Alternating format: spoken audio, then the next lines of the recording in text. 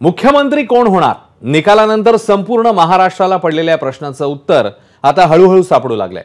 मी पुन्हा येईन म्हणणारे देवेंद्र फडणवीसच पुन्हा एकदा मुख्यमंत्री होतील असं सूत्रांचं म्हणणं आहे।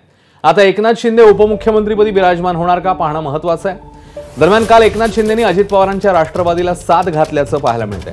मुख्यमंत्रीपदासाठी समर्थन द्या अशी विनंती एकनाथ शिंदेंच्या शिवसेनेने अजित पवारांच्या राष्ट्रवादीला केली असंही समजतंय।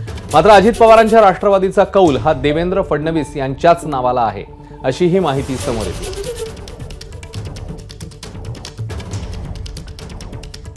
दरम्यान देवेंद्र फडणवीस मुख्यमंत्री झाले तर एकनाथ शिंदे आणि अजित पवारांना काय मिळणार आहे, त्यांना काय मिळणार असे अनेक प्रश्न, ते काय करणार असे प्रश्न निर्माण झालेत आणि काही प्रश्न माझानेही उपस्थित केलेत। बघूया।